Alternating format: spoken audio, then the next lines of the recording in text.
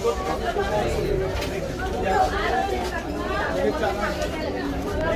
Return fair है ना?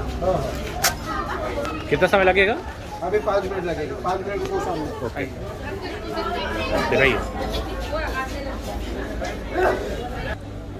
अब चलते मिनी ट्रेन से। आप सभी को मेरा नमस्कार। आज आपको ले चलते हैं एलिफेंटा केव्स। इस एलिफेंटा केव्स को यूनेस्को वर्ल्ड हेरिटेज साइट घोषित किया गया है। ये पुरानी हिंदू सभ्यता, परंपराओं, मूर्तिकला की पहचान है। सबसे ज़्यादा मशहूर मूर्ति स्टैचू ऑफ त्रिमूर्ति सदाशिव की है। ये केव्स एलिफेंटा आइलैंड पर स्थित है। यहाँ सोमवार को बंदी रहती है व इसका समय सुबह 9 बजे से शाम को 5 बजे तक है। कैमरा आप यहाँ पर ला सकते हैं। यहाँ पहुँचने के लिए गेटवे ऑफ इंडिया से स्टीमर, बोट या फेरी मिल जाती है, जिसकी टिकट 260 रुपये है, जिसे महाराष्ट्र टूरिज्म डेवलपमेंट कॉरपोरेशन से या एजेंट से, जो आपको इंडिया गेट पर हर कदम पर मिल जाएंगे, से खरीद सकते हैं। टिकट की कीमत इस बात पर डिपेंड करती है कि आप स्टीमर, बोट की टिकट नीचे की ओर लेते हैं या ऊपर की ओर लेते हैं। ऊपर की टिकट थोड़ा महंगी है या 10 रुपये महंगी है। जब हम लोग गए थे उसमें ऊपर की टिकट नहीं बिक रही थी, ऊपर बैठने पर मनाही थी। लेकिन ऊपर बैठने का आनंद ही कुछ अलग है। आइसलैंड केव्स का यहाँ तक आने का समुद्री घंटे का सफ़र लगभग 1 से सवा घंटे का है। आइसलैंड पर पहुँचने के बाद आप यहाँ पर देखेंगे कि खाने पीने के छोटे छोटे स्टॉल्स लगे हुए हैं और यहाँ से केव्स की दूरी लगभग 1 किलोमीटर की दूरी पर है। यहाँ से या तो आप पैदल जा सकते हैं या फिर एक टॉय ट्रेन जो एलिफेंटा एक्सप्रेस के नाम से चलती है, जिसका किराया मात्र 10 रुपये है, उसका टिकट लें और उस एलिफेंटा एक्सप्रेस का भी मज़ा लें। उससे आप जा सकते हैं। गुफाएं थोड़ा ऊंचाई पर हैं और सीढ़ियों पर चढ़कर जाना पड़ता है। आप यहाँ 2-3 घंटे बड़े आराम से गुजार सकते हैं। समुद्री सफ़र के साथ पिकनिक का एक साथ मज़ा लिया जा सकता है। कुल मिलाकर यहाँ पर जो भी आपका समय व्यतीत होगा, बड़े ही आनंद से भरपूर होता है। इसके पहले हम आपको गुफा के बारे में कुछ और बताएं, आगे बढ़ें, आप सबसे हमारा विनम्र निवेदन है कि आप हमारे इस चैनल रजनीश डिजिटल डायरी को प्लीज़ सब्सक्राइब कर लें और हमारे वीडियोज़ को लाइक भी करते रहें, जिससे हम आपको ऐसे ही तमाम नई नई जगहों की जानकारी देते रहें।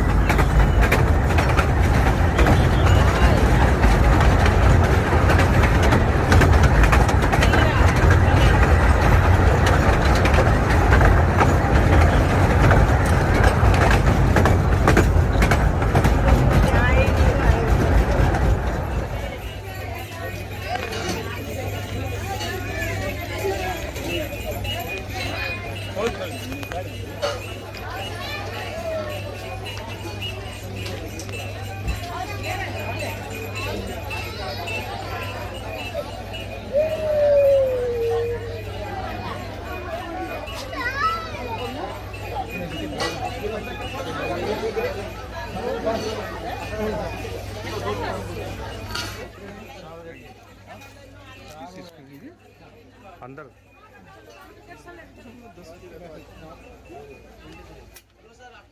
हो गया 2000 में हो गया।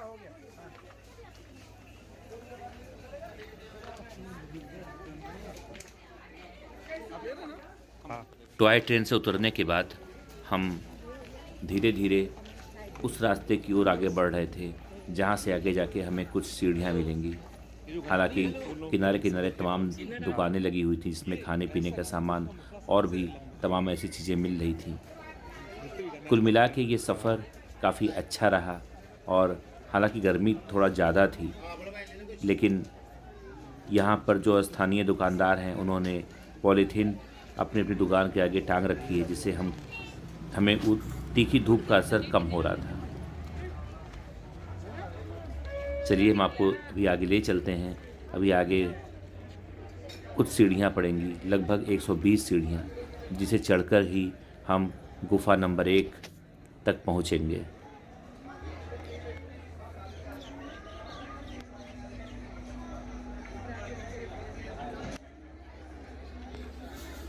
जो लोग सीढ़ियाँ नहीं चढ़ पाते हैं उनके लिए यहाँ पालकी की भी व्यवस्था है।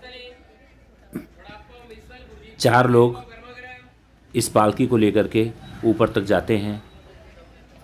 इस पालकी के लिए अगर आप थोड़ा सा बार्गेनिंग कर लें तो 2,500 से 3,000 4,000 रुपये तक चार्ज किए जाते हैं।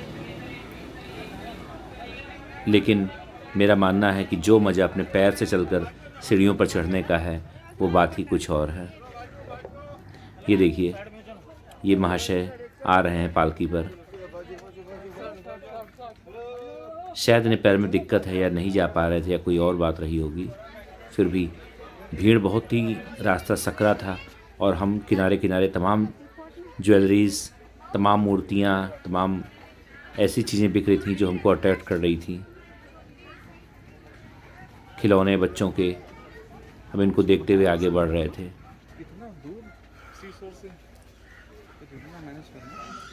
हालांकि जो सीढ़ियाँ बनी हुई थी उनके स्टेप्स छोटे छोटे थे। ये देखिए, बहुत ही खूबसूरत मूर्तियाँ।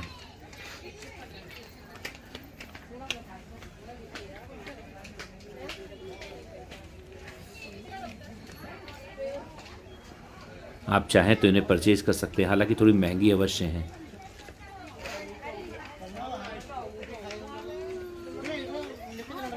चश्मे,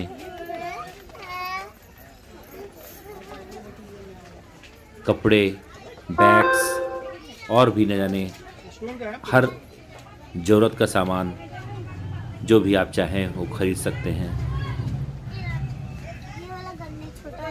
पेंटिंग्स भी बिक रही थी वहाँ पे।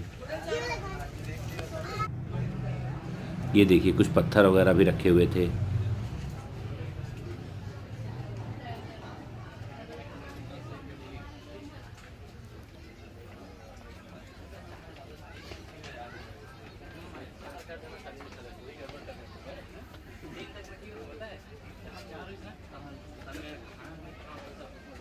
तमाम लोग खरीदारी कर रहे थे। एक राजमहल रेस्टोरेंट रास्ते में पड़ा, जहाँ पर खाने पीने का सामान भी मिल रहा था। आप चाहें तो यहाँ पर थोड़ी देर रेस्ट ले सकते हैं, कुछ खा पी करके आगे बढ़ सकते हैं।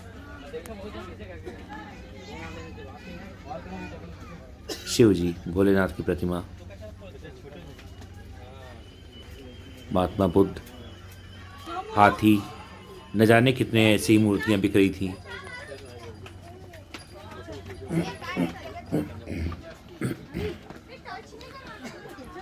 अब वो सीढ़ियाँ जो छोटे छोटे स्टेप्स थे अब पूरी सीढ़ी के रूप में आ गए। हालांकि चढ़ने में दिक्कतें हो रही थी, पूरा चढ़कर ऊपर पहुंचना था। ये देखिए, अब हम आ गए एलिफेंटा गुफाएं। ये है स्मारक पुरातत्व सर्वेक्षण मुंबई मंडल का विश्वोदय स्मारक।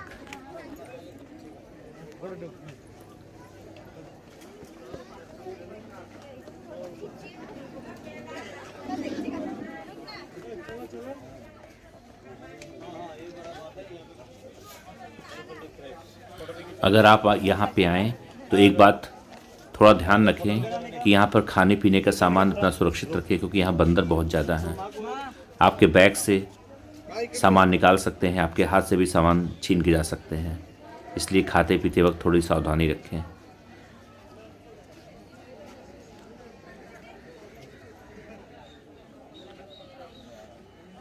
ये वो काउंटर है जहाँ पर अंदर जाने के लिए टिकट लेना पड़ता है।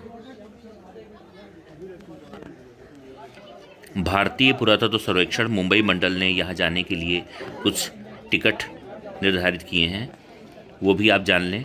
भारतीय नागरिकों के लिए 40 रुपये, बिम्स्टेक एवं सार्क नागरिकों के लिए भी 40 रुपये, जबकि विदेशी नागरिकों के लिए 600 रुपये लिए जाएंगे। 15 साल एवं उससे कम आयु के बच्चों के लिए प्रवेश निःशुल्क है। और अगर आप हैंडी कैमरा ले जाते हैं अपने व्यक्तिगत उपयोग हेतु वीडियो चित्रीकरण के लिए तो इसके लिए 25 रुपये आपको जमा करने पड़ेंगे। लेकिन यहाँ पर यह भी लिखा है कि स्थिर छायाचित्रण के लिए मुंबई मंडल से आपको पूर्व अनुमति लेना अनिवार्य होगा। यहाँ बंदर बहुत हैं, देखिए किसी के हाथ का कुछ सामान छीन करके आ रहा है। ये मैडम इनकी फोटोग्राफी कर रही हैं।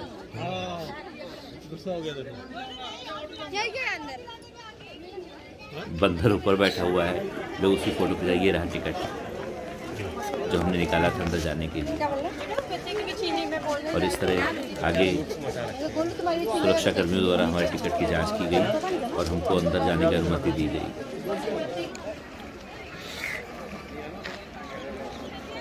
हम पहली गुफा नंबर 1 में जा रहे हैं। ये गुफा पूरी एक चट्टान, एक पहाड़ी को काट करके बनाई गई है, तराशी गई है। आप ध्यान से देखें।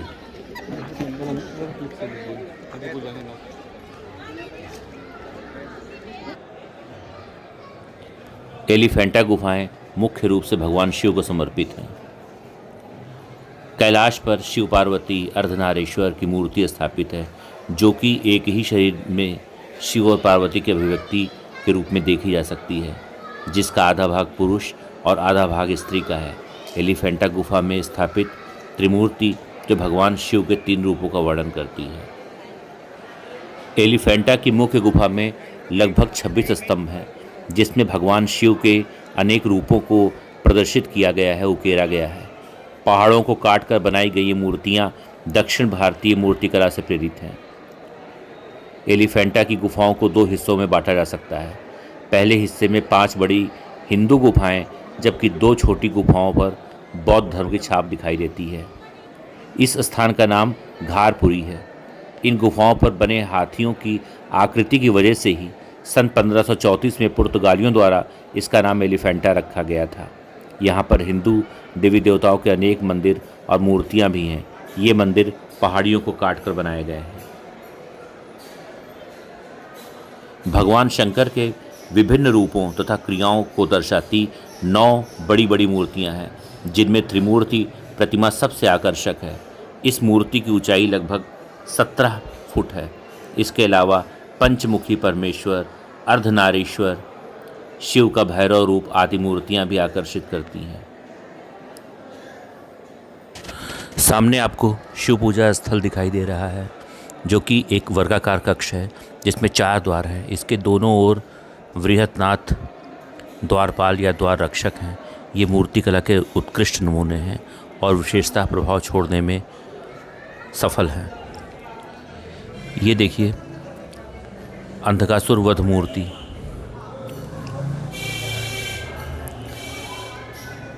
पूजा स्थल के मृत सपाट दीवारों की परस्पर तुलना में जीवंत होते प्रतीत हो रहे हैं। सदाशिव मूर्ति।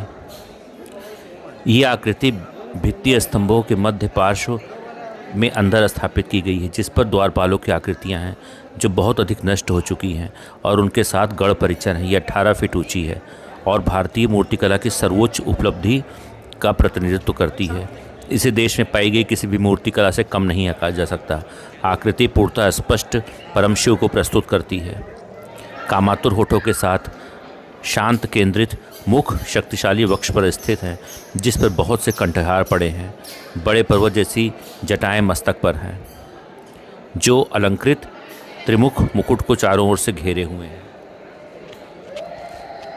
सिंह के मुख के आकार का शिखर मणि बनी हुई है। सामने के हाथ में तुरंज है, जो कि अब क्षतिग्रस्त हो गया है। हमारी बाईं ओर भैरव का संहारकर्ता का स्वरूप है और ये सार्थक रूप से सदैव छाया में ही रहता है, क्योंकि ये शिव का विनाशक रूप है, जो कि मृत्यु व समय दोनों को ही समाप्त कर देता है। उभरा हुआ मस्तक, अंकुशाकार नाक, कठोर चेहरा और घुमावदार मूछें जैसे डर पैदा करती हैं। मृत्यु के चिन्ह एक खोपड़ी व सांप उनके केशों की शोभा बढ़ाते हैं। अब आइए हम बाहर की ओर चलते हैं। इसमें खंभे पर तमाम नक्काशियाँ फैली हुई हैं, बनी हुई हैं।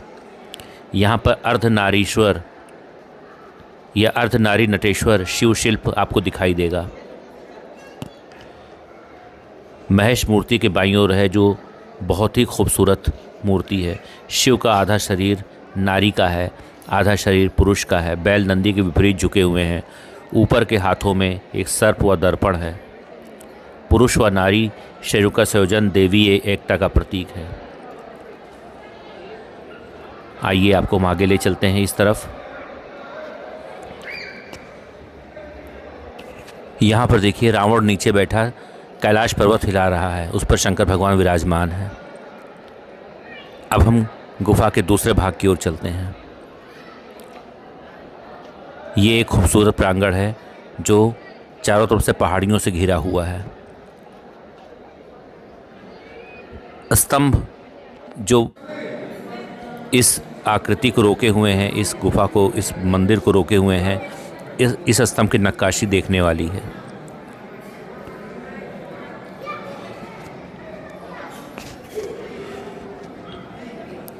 इस दक्षिण प्रांगण की ओर सीढ़ियों से जब पहुंचते हैं तो दर्शकों की बाईं तरफ एक विशाल जलकुंड दिखाई देता है और इसके बगल में एक छोटा सा शिव पूजा स्थल है जिसका एक छोटा सा मंडप है।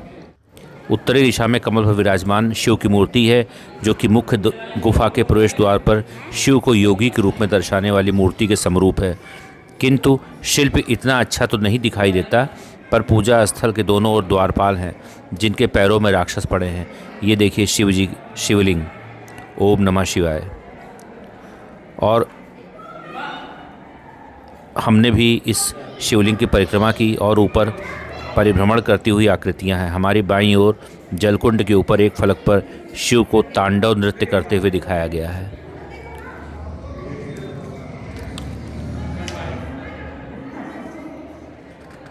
ओम नमः शिवाय, ओम नमः शिवाय।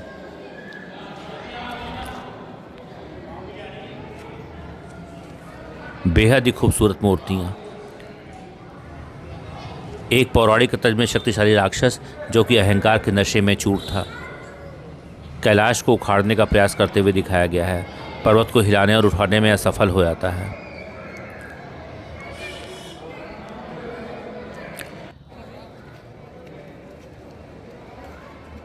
एक स्थान पर शिव और पार्वती पासा खेलते दिखाए गए हैं और ये देखिए हम बाहर आ गए। बाहर का खूबसूरत मनोरम दृश्य।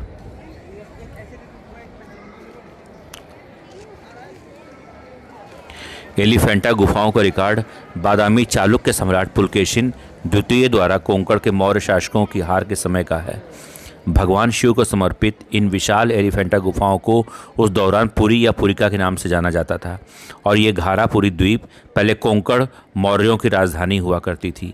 एलिफेंटा की गुफाओं का इतिहास अपने आप में ही इसकी खूबसूरती को निखार देता है। इसके बारे में इतिहासकारों की एक अलग राय है। कुछ इतिहासकारों का मानना है कि इन प्रसिद्ध एलिफेंटा गुफाओं का निर्माण कोंकण मौर्यों ने करवाया था और ये 6 से 8वीं शताब्दी में बनी थी। वहीं कुछ इतिहासकार राष्ट्रकूटों और चालुक्यों को इन गुफाओं को बनवाने का श्रेय देते हैं। पुर्तगालियों से भी इन गुफाओं का इतिहास जुड़ा हुआ है। ऐसा मानते हैं कि 16वीं सदी में यहाँ पुर्तगालियों का अधिकार था। इसी दौरान पुर्तगालियों ने यहाँ के राजघाट में स्थित हाथी की विशाल प्रतिमा को देखते हुए इस द्वीप का नाम एलिफेंटा रख दिया। हालांकि एलिफेंटा की प्रसिद्ध गुफाओं का इतिहास स्पष्ट नहीं है क्योंकि इसके बारे में इतिहासकारों की राय भी अलग अलग है। ऐसे ही राह में चलते चलते रास्ते में हमें वहाँ पर एक सुरक्षा गार्ड मिल गए जो हमको यहाँ के बारे में बता रहे थे। आइए हम उनसे कुछ जानने का प्रयास करते हैं यहाँ के बारे में।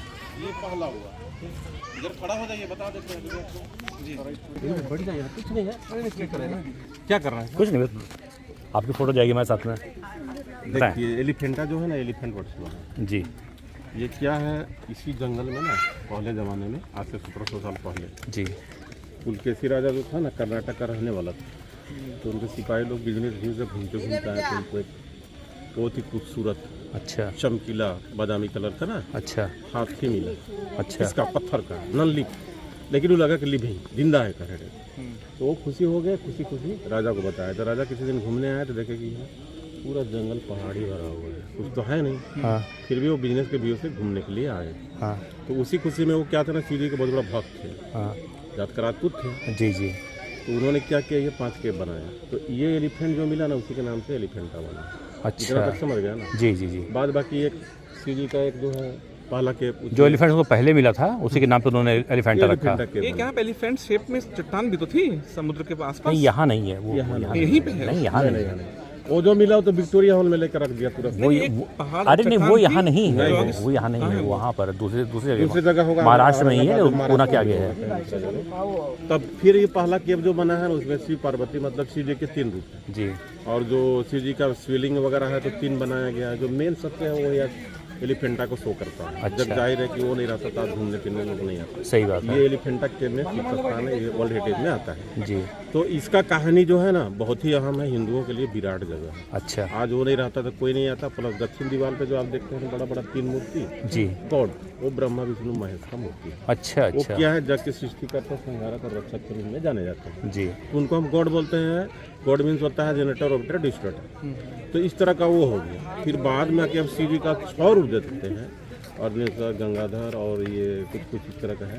तो वो मेन हो गया। इसमें क्या है, माता पार्वती ना सीता ये शिव जी के साथ शादी दिया, पांडव मेरे पंथ का सूद वो वध करा के पूजत किए हैं। और वो मानव का सृष्टि वगैरह की है विष्णु भगवान के साथ में ना, उनका शो किया गया।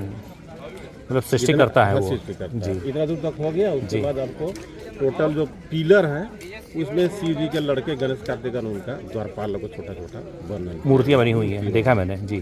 सेकंड में ये आपको बिजनेस पर्पस वाला है, मतलब बिजनेसमैन, फिल्मी सिटी के लोग, यूनिवर्सिटी के लड़का लड़की लोग आते हैं, छात्र छात्राएं घूमने फिरने के लिए, बहुत पब्लिक तो बहुत भीड़ रहता है। उसमें अच्छा। 3-4 केव है छोटा छोटा, उससे घूमते फिरते हैं, घूम फिर के फोटो वोटो लेके जाते हैं। अच्छा 3-4 आपको मेडिटेशन हॉल के ये नाम तो किससे केव है वो, ये लोग आते हैं यहाँ पे? ये जो दूसरा केव है उसका बात बोल रहा है, इनकम्प्लीट है, इनकम्प्लीट है। अच्छा अधूरा बनाया हुआ है। अच्छा अच्छा। लेकिन लवली दिखता है। उसमें कोई भी बात जाके घुस से कीजिएगा ना हाँ तो आपको इको टाइप का लगेगा। अच्छा सुन, अब दूसरी तरफ तीसरा आवाज़ पहुँच चौथा जाएगी। आपको जो है मेडिटेशन है, वो मीटिंग हॉल था। राजा महाराजा का प्रवचन वगैरह होता था तो उसको प्रवचन सुनने के लिए लोग आते थे। अच्छा इसी के चलते वो विख्यात है। 7 देवियों का वर्णन 3 में किया गया है, 4 में एक शिव जी का मूर्ति है। कुल मिला के 8-10 रूम है जहाँ बैठ के लोग भाषण सुनते थे, प्रवचन सुनते ये बात है। शिव पुराण संबंधी। 5 में आप एक अंदर में केव है, वो बंद है। जी। अच्छा टूटता है इसलिए तो बंद कर दिया। गेट से बाहर जाएंगे तो ये बुद्ध मंदिर है ये। अच्छा ये 6-7 के में आता है। अच्छा कहाँ पर है मंदिर? इसमें तो इसमें आपको गौतम बुद्ध का मंदिर है ना, सम्राट अशोक का बनवाया है। देखिए आदमी लोग जा रहा है, दिख रहा है ना, वो 2 आदमी जा रहा है ना, उधर जा रहा है। हाँ हाँ तो उसी के नीचे से इधर आगे आप जाएंगे, काफी वो ऊपर जा रहे हैं, वो जा रहे हैं जा वो रहे हैं। नीचे से है, गेट से बाहर से बहुत इसके ऊपर है नीचे वो। से आप जाएंगे तो जेएनपीटी मिलता है, Jawaharlal Nehru port and trust. और सामने में आपको छोटा सा झील और 3 गांव का एक पंचायत समिति है जिसका नाम है दारापुरी पंचायत। लोग रहते हैं यहाँ पर? हाँ 1200 का आबादी है। जो आप 1-1.5 किलोमीटर जितना भी जो दुकानदार लोग हैं ना, होटल है और जो भी सामान देखते हैं यही। वो ग्राम सभा लिखा तो है, वहाँ बोर्ड भी तो लगा है। धर्मपुरी क्या है? धर्मपुरी ग्राम। धर्मपुरी ग्राम सभा जी। तो यही कहानी हो गया सर। बाद बाकी आपको उधर से जो घूमते आते हैं तो नीचे गांव दिखता है ना, उसका नाम है सेठबंदर। अच्छा इस पहाड़ के पीछे मोराबंदर, ये राजबंदर, तीनों गांव मिलके इसको चलाते हैं। और गेट से बाहर जो निकलते हैं ना तो ऊपर जाएंगे तो आपको एक पहाड़ है, कैनन हिल साइड से ब्यूटीफुल। देखा मैंने भी। हाँ। तो उसमें क्या है ना, आपको ऊपर में तोप मिसाइल है तो उसको घूमने फिरने के लिए लोग जाते हैं, फिल्मी शूटिंग वगैरह होती है। अच्छा अच्छा। सन 1988 में फिल्म क़यामत से क़यामत तक जो चला था ना, अमित खान और जूही चावला का, वो बहुत प्रसिद्ध रहा। उसका शूटिंग हुआ और बहुत सफल हुआ। पिक्चर बहुत अच्छी देखी थी मैंने। और ये आपको महाशिवरात्रि के दिन मेला वाला लगता है, उसके लिए विख्यात बहुत बड़ा मेला लगता है। 18-20 हज़ार आदमी आते हैं। मंडे को बंद रहता है, डेली 9:30 से 5:30 बजे तक खुला रहता है। बीच में इसको पुर्तगाली लोग तोड़े थे जी। जो लाइट मिला उसको तोड़े और अंतार मिला उसको छोड़ दिया। यही कहा। मूर्तियाँ खंडित हैं, कहीं चेहरा टूटा हुआ है, कहीं शेर का टूटा हुआ है, इसीलिए कहानी है। यही कहानी है। बाद बाकी चलिए बहुत बहुत धन्यवाद वीडियो आपका। किया गया हाँ थोड़ा सा बनाए हैं तो इसको क्या कीजिएगा आप। इसको अब आइए आपको एलिफेंटा गुफा की कुछ खास बातें बताते हैं। एलिफेंटा गुफा में भगवान शिव की त्रिमूर्ति प्रतिमा सबसे विशाल और पर्यटकों के मुख्य आकर्षण का केंद्र है। इस मूर्ति में भगवान शिव के 3 रूपों को बेहद उत्कृष्ट तरीके से चित्रित किया गया है। ये विशाल त्रिमूर्ति करीब 23 फुट या 24 फुट लंबी और 17 फीट ऊंची है। एलिफेंटा गुफा के मुख्य हिस्से में पोर्टिको के अलावा 3 तरफ से खुले सिरे हैं और इसके पिछली ओर 27 मीटर का चौकोर स्थान है और इसे 6 खंभों के द्वारा रोका गया है और उसे सहारा दिया गया है। इस गुफा में भगवान शिव की अर्धनारीश्वर प्रतिमा भी स्थापित है, जो भी आपने देखा। इस प्रतिमा में बायां अंग स्त्री और दायां अंग पुरुष रूप में दर्शाया गया है। इन गुफाओं में ये सबसे प्रचलित प्रतिमा है। एलिफेंटा गुफा में भगवान शिव के विभिन्न स्वरूपों के कारण इन्हें टेम्पल केव्स भी कहा जाता है। यहाँ पर शिव पार्वती के विवाह समेत रावण द्वारा कैलाश पर्वत को ले जाने एवं शिव के नटराज रूप का बेहद आकर्षक चित्रण किया गया है। वर्तमान में एलिफेंटा गुफा की देखरेख भारत के पुरातत्व सर्वेक्षण विभाग द्वारा किया जा रहा है। यह द्वीप लगभग 2.4 किलोमीटर या 1.5 मील लंबा है, जिसमें 2 पहाड़ियां हैं जो लगभग 150 मीटर 490 फीट की ऊंचाई तक बढ़ती हैं। एक सकरी गहरी खाई 2 पहाड़ियों को अलग करती है और उत्तर से दक्षिण की ओर चलती है।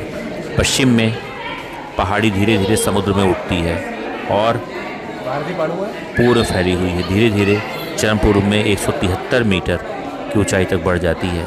यहाँ पर आम, इमली और करंज के पेड़ों के गुच्छों के साथ तमाम जंगली वनस्पतियाँ भी इस पहाड़ियों के बिखरे ताड़ के पेड़ों से ढक देते हैं। किनारे पर मैंग्रोव झाड़ियों के साथ अग्रतट रेत और मिट्टी से बना है। लैंडिंग घाट उत्तर पश्चिम में सेठ बंदर और उत्तर पूर्व में मोरा बंदर और दक्षिण में धारापुरी या राजबंदर के नाम से जाने वाले 3 छोटे गांवों पर स्थित है। पश्चिमी पहाड़ों की चट्टानों को काटकर बनाई गई 5 गुफाएं हैं और पूर्वी पहाड़ी पर एक ईंटे का स्तूप बना है। पूर्वी पहाड़ी में 2 बौद्ध टीले हैं और इसे स्तूप पहाड़ी कहा जाता है। 5 पहाड़ी गुफाओं के करीब पूर्वी पहाड़ी पर गुफा 6 और 7 है।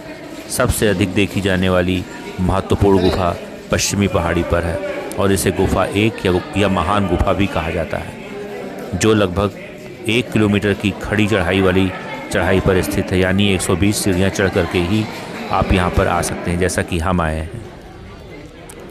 एलिफेंटा द्वीप यूनेस्को की आवश्यकताओं के अनुसार एक संरक्षित स्मारक क्षेत्र है। भारत सरकार द्वारा सन 1985 में एक बफर जोन घोषित करते हुए एक अधिसूचना जारी की गई थी, जो प्रतिबंधित क्षेत्र को रेखांकित करता है, जो तटरेखा से 1 किलोमीटर यानी 0.62 मील तक फैला हुआ है। महान गुफा के दक्षिण पूर्व में गुफा नंबर 2 है। गुफा अधूरी है। इस गुफा के सामने का हिस्सा पूरी तरह नष्ट हो चुका है और 1970 के दशक में 4 चौकोर खंभों के साथ ये रुका हुआ था। इसके पिछले भाग में 2 छोटी कोशिकाएं भी दिखाई देती हैं। गुफा 3 गुफा 2 के बगल में ही है, क्योंकि मुख्य मंदिर से दूर जा रहा है। ये 6 स्तंभों वाला एक बरामदा है और स्तंभों वाला एक मंडप भी है। पोर्टिको 26 मीटर 85 फीट लंबा और 11 मीटर यानी 36 फीट गहरा है और 4 पुनर्निर्मित स्तंभों द्वारा समर्थित किया गया है। पोर्टिको के पीछे 3 कक्ष हैं। पोर्टिको के पीछे का केंद्रीय दरवाज़ा एक क्षतिग्रस्त मंदिर की ओर जाता है। गर्भगृह एक लिंग के लिए रखता है, लेकिन वह खो गया है। ये मंदिर 6 मीटर करीब 20 फीट गहरा, 5.7 मीटर या लगभग 19 फीट चौड़ा एक कम वेदी वाला सादा कमरा है। मंदिर के दरवाजे पर मूर्तिकला के कुछ निशान अवश्य हैं। दोनों तरफ के द्वारपाल सिर के ऊपर उड़ने वाली आकृतियाँ तथा जो टुकड़ों में दिखाई दे रही हैं। मंदिर के दोनों ओर 2 अन्य कक्ष और हैं। ये देखिए, यहाँ पर इको आपको सुनाई देगा। आप जो भी बोलेंगे आपको आवाज़ यहाँ पे गूंजती हुई सुनाई देगी।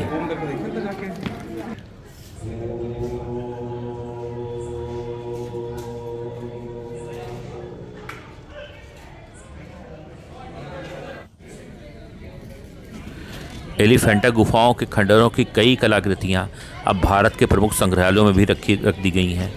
इनमें लगभग पूरी तरह से नष्ट हो जाने वाली दुर्गा प्रतिमा भी शामिल है, जिसमें दुर्गा के पैरों पर कुछ कमर के साथ केवल भैंस दानव जीवित हैं।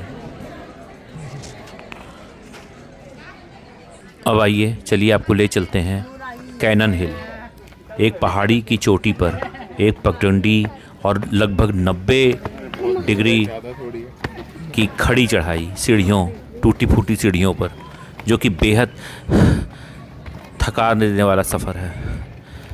हम इस टूटी फूटी सीढ़ियों पर किसी तरह चढ़ करके ऊपर तक पहुँचे। यहाँ से लगभग 1 किलोमीटर की दूरी पर वो बड़ी सी 2 तोपें रखी हुई हैं, जिसको हम देखने के लिए जा रहे हैं। आप देख सकते हैं कि रास्ता कितना डेंजरस है, एकदम खड़ी चढ़ाई है। इन सीढ़ियों पर चढ़ना बेहद ही थकाव भरा सफ़र है। और आगे जा कर के ये सीढ़ियाँ थोड़ी सपाट हो गई और सपाट रास्ता मिला। यहाँ से लगभग 500 मीटर की दूरी पर चलने के बाद आप देख सकते हैं बेहद खूबसूरत दृश्य है, लेकिन थकान बहुत आ रही थी चढ़ते वक्त। इस पहाड़ी की चोटी तक एक पगडंडी ये पगडंडी हमको पहाड़ की चोटी पर एक बंदरगाह के दृश्य वाली एक पुरानी सैन्य चौकी तक लेकर जा रही है। बंदरगाह को समुद्री लुटेरों से बचाने के लिए यहाँ पर विशाल बड़ी बड़ी 2 तोपें रखी गई हैं। गुफा के प्रवेश टिकट काउंटर के पास MDTC रेस्तरां क्षेत्र से कैनन हिल तक आप पहुँच सकते हैं। पुरानी तोप और उसके नीचे के परिदृश्य के मनोरम दृश्य के अलावा यहाँ देखने के लिए वैसे कुछ है तो नहीं, लेकिन आप आए, यहाँ पर जो गुफाएं बनी हैं उसके अंदर जा कर के देखें। ये देखिए टूटी फूटी पुरानी सी तोप है, ये तोप के अंदर का हिस्सा है और यहाँ तमाम गुफाएं बनी हुई हैं। यहाँ पर आने का माध्यम सिर्फ एक कच्ची पगडंडी है।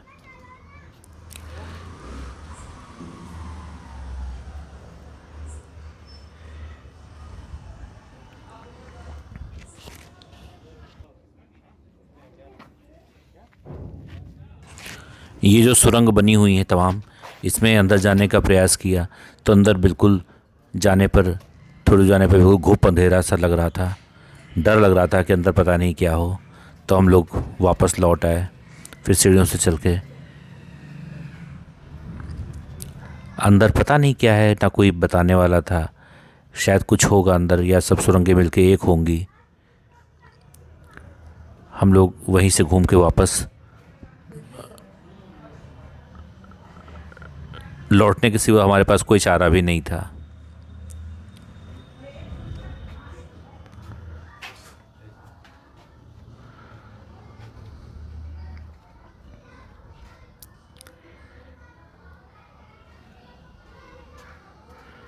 और इस तरह घूमते हुए हम लोग फिर वापस आ गए।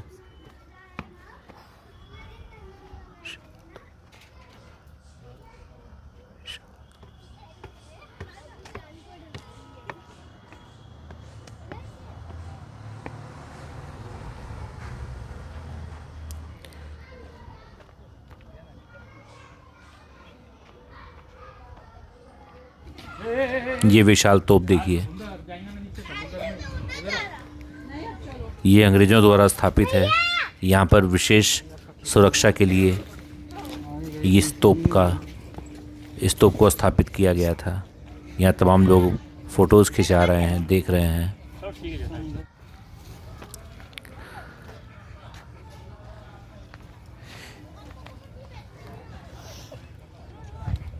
यहाँ का मनोरम दृश्य बहुत खूबसूरत है। बहुत ही ज़्यादा हाइट पे हम लोग हैं।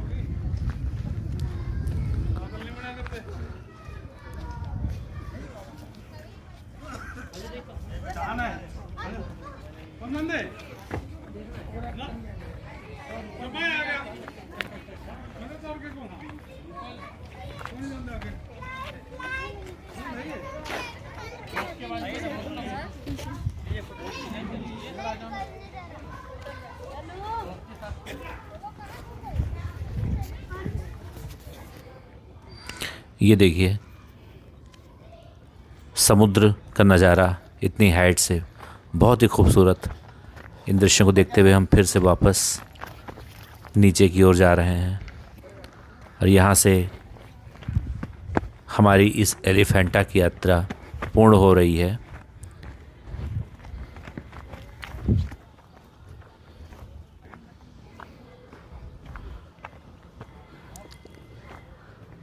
ये पगडंडियाँ तो ठीक हैं, परंतु जब सीढ़ियाँ पड़ती हैं, उन सीढ़ियों से चढ़ना, देखिए यहाँ से दृश्य देखिए, बहुत खूबसूरत नज़ारा यहाँ से दिखाई दे रहा है।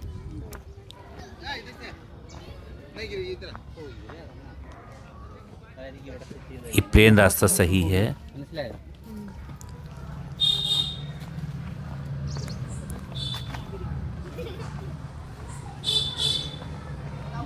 मुझे लगता है सब बंकर्स बने हुए थे पहले। ये सीढ़ियाँ देखिए कितनी डेंजरस हैं। इन सीढ़ियों को उतरना अगर ज़रा सा भी आप अगर चूक गए तो आप सीधे गिर पड़ेंगे या चोट खा जाएंगे या खाई में चले जाएंगे।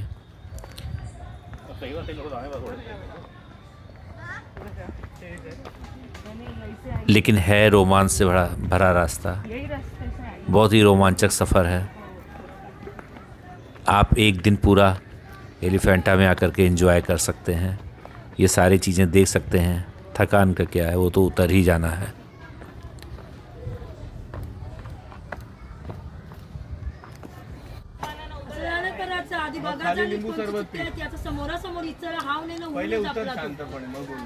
और इस तरह मैं नीचे आ गया। अब मिलते हैं मुंबई यात्रा के अगले भाग में। तब तक की आप सबको मेरा नमस्कार, धन्यवाद हमारे साथ बने रहने के लिए।